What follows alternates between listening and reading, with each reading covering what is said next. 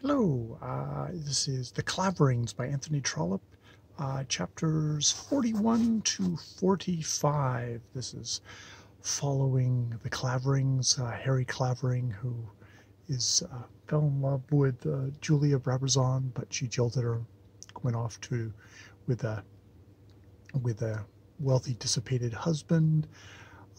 She's away for a year. He gets involved with Florence Florence Burton, and gets engaged to her. It's like it's a business. It's the business that engineering family that he kind of got involved with gets in with her, but Julia comes back and he's like, oh, I'm in love with her, and they're all just swoony over him, like, will he be with me or will he be with you? And well, so it all depends. Two really good women, and they're all kind of just on this kind of hopeless dude who we learn in these chapters. It's like, well, Julia's like basically like, well, he should come with me because he's wonderful, but he wouldn't really be very good at making a living for himself. He's sort of useless that way, but he'd be great at being a rich guy, which is just like, I'd be great being a rich guy too, It just seems so annoying. Cecilia, sister-in-law to Florence, not Florence herself, goes to kind of brace Julia, and they have a discussion about this, and this is where Julia kind of makes her discussion of like, well, he'll pick between us, and she does have kind of a certain striking tone and attitude to her. I got to give her that. And at the end of it, Cecilia sort of feels like, maybe Florence won't really particularly thank me for that, because I'll have communicated to her main rival exactly how heartbroken she is over all this and how powerless she feels. But she had to give it a try. Within these sections, Hugh Clavering, the heartless brother-in-law of of of Julia, and a kind of a cousin or something of Harry. He's like, well, our baby died, but I'm out of here. I'm going to go off to Norway and fish. See you later, lady who I'm married to, who I don't give a fuck about because you didn't give me an heir that would live. And she's like, are you going to let me go to London at least? Don't imprison me here all alone. Basically, I'm going to die here. Let me go to London and stuff like that. It's like, no, I'm not going to let you do that. Just like, he is really a cold, unfeeling bastard who, because he has no feelings, expects nobody else to actually have feelings or have any sentiment.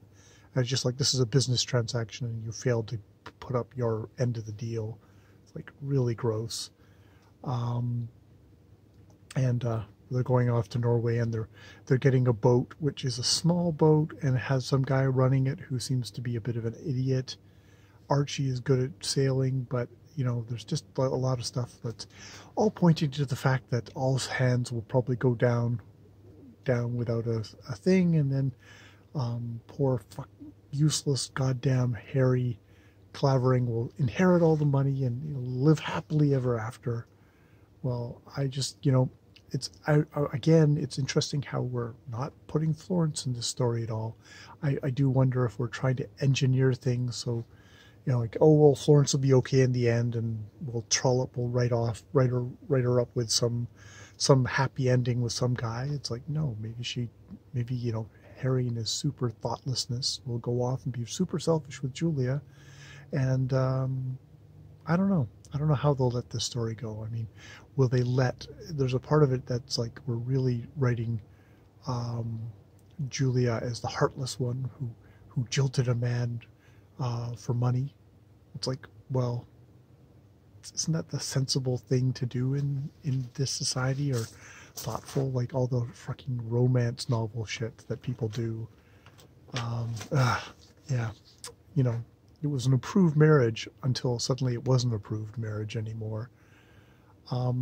Interestingly enough, within this section, Julia's forgiveness actually comes from the Count's family, who kind of, I guess, came to their senses a bit and realized, well, rather hard done on her. She obviously, she had to be married to that in his dying days. Maybe can we buy back the property then?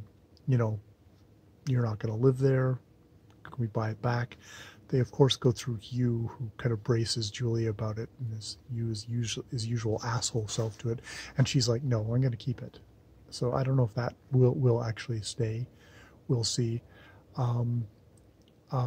Julia, of course, asks, can she come down? Can Hermione, his wife, who is grieving and desperately would like to go, could she come down and be with me? And it's like, no, I'm not going to do that. You scorned me. I'm not going to let my wife be with you. It's like, he's such a prick.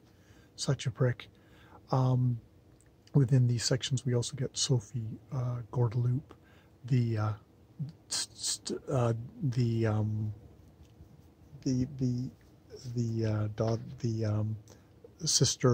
of the Count, who is, she tries to get money out of Hugh, who that doesn't work well.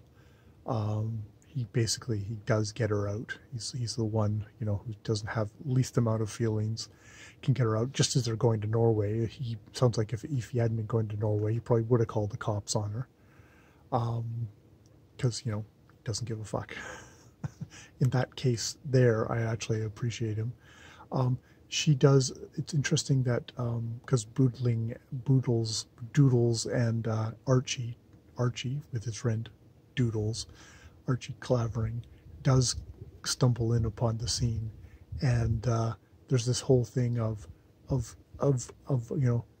the Doodles has sort of talked her up enough that he thinks she's like a witch. She's like, she's a mystic, and she does make the prediction of Davy Jones' locker for Hugh and Archie, if they don't give her her money that she thinks she's owed.